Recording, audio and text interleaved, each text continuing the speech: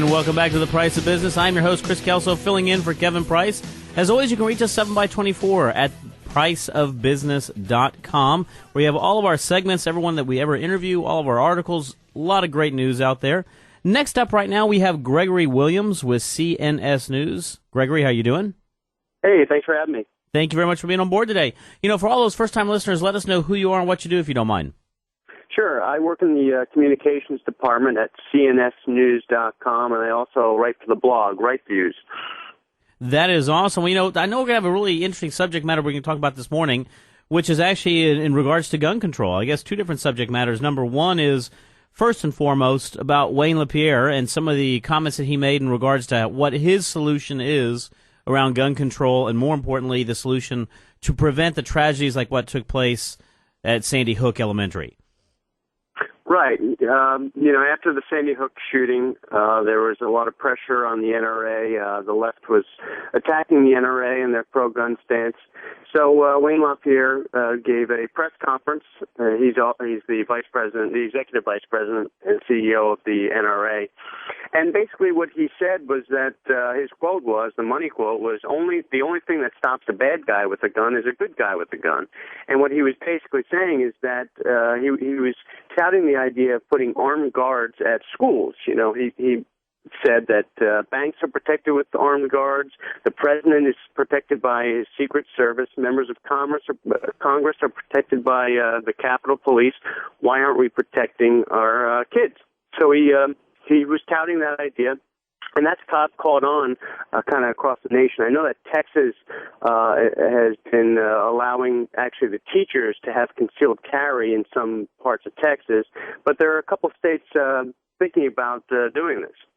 Well, you know, and you know, one of the things that's very interesting, obviously this is really brought to the forefront out of a terrible tragedy for Sandy Hook, is really brought to the forefront, I guess, the conversation again in regards to our Second Amendment, in regards to gun control, or what new laws have to be put in place to protect individuals like those 6-year-olds and the teachers at Sandy Hook.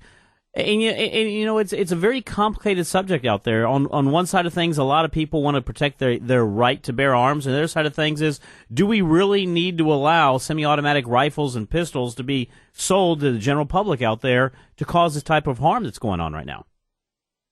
Right. I mean, those are the two arguments. You have people that believe in the Constitution, the Second Amendment, who believe that Americans have every right to own and bear arms, and then you have the left's argument, which says that, you know, there's no need for Americans to have these weapons. Now, semi-automatic, that term is being thrown around a lot these days, and I think that a lot of people are confused with what that means. I mean, many weapons are semi-automatic, and I think the left and a lot of people that are arguing for gun control are using that term to try to equate it to military-style automatic weapons, and there's a big distinction there. Semi-automatic, you have to pull the trigger each time for the gun to fire. So that's becoming kind of a bad word that the left likes to use to tout their gun control agenda. But, you know, what they'd like to see is that many of them would like to see all the guns removed from individuals' hands so that only the government has guns. But, you know, and their theory is that if you take away the guns, criminals won't have access to them. But that's completely false, because criminals aren't allowed to own guns at the present moment, but they still get them. I would absolutely agree right there. You know, one of the things you mentioned, you know, eliminating them all altogether is not the solution. Let's face it, there's a lot of countries who have elimination of guns, period, and yet the mafia, the cartels, etc., all seem to get them. So you'll create a bigger black market than what exists today. You know, in regards to that, I would absolutely agree with you. I do think, though, there are some things that we have to do. I mean, one of the things, in fact, one article even came out actually on CNS News, was the fact is, since Sandy Hook, there's been an increase in the purchase of individual firearms in the month of December. I mean, in fact, it went through the roof as far as the amount of applications actually took place. Yes, and actually, last month on Black Friday, every time an individual goes to buy a firearm, they have to go through a background check, and the FBI does that instant background check. They have this center that keeps track of all that data. And last month there were so many purchases on Black Friday that it actually broke a record, and it shut down the instant background check twice because of the volume of checks that were going on. But December this year, last month saw a 39% increase from the last month, from November to December, 39%. And gun checks were increased in every single state and Washington, D.C. Absolutely.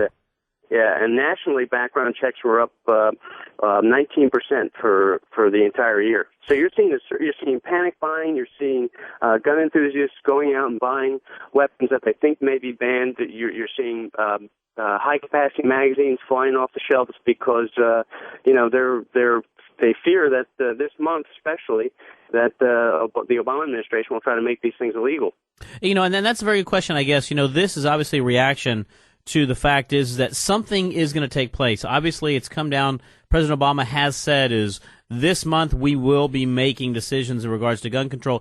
What are some of the, I guess, laws or proposals that are being put out there in Washington in regards to what went on and what might be coming along or down the pipe as far as changes?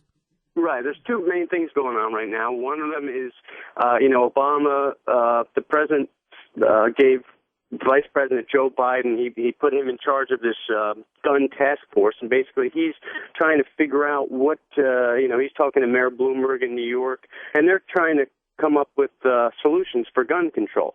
Now, the other thing that's going on is Dianne Feinstein out of California. She is a big gun control proponent, and she's going to be introducing legislation on the 22nd of this month.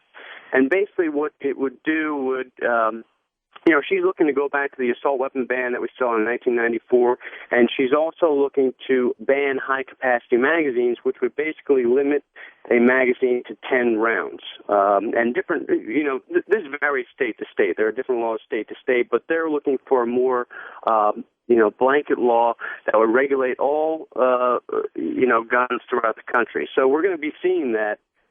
We're going to be seeing something this month from Feinstein and also whatever Biden comes up with.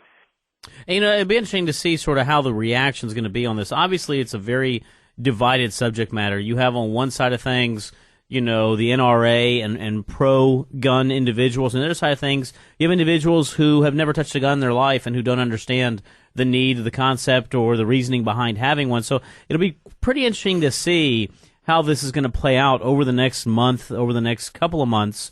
One of the things that we are seeing, though, is if there's ever a time to make a change in regards to anything from a gun control perspective, it's going to be right now. The one thing that I do think was extremely important is to close the loophole that goes on in the gun shows. I think that is something that does need to be done, independent of what other changes go on, because right now the gun shows, unfortunately, have a lot of leeway to be able to sell arms that are not necessarily background checked efficiently or effectively right well, there. You know what? I go to gun shows all the time. I was at one this weekend. I've been going to them for a long time. I have never been to a gun show, and I've been to them in many different states. I have never been to a gun show ever where you didn't have to get a background check to purchase a firearm. Never once. So I don't know where that gun show loophole came from. I know that, if there's any loophole that we want to talk about, it's me selling a friend of mine a gun, which, in the state of Virginia, for example, I don't have to do a transfer. So if I sell a gun to a friend, Virginia or the federal government doesn't know about it, and that's perfectly legal. But I've never been to a gun show where you didn't have to do a background check. Well, Gregory, I can sit here and talk about this forever because you are an individual with a lot of experience. Unfortunately, I have a show to run, and I've got to come up against a break right now. Let us know how we can reach you if you don't mind. Oh, yeah, sure. Please visit us at cnsnews.com, and you can check out my blogs on the Right Views. Thanks a lot for having me. Appreciate it. Likewise. Thank you very much, Gregory. For all those listening, that was Gregory Williams with CNS News. Stay tuned. We're coming to a break right now, but we'll be right back.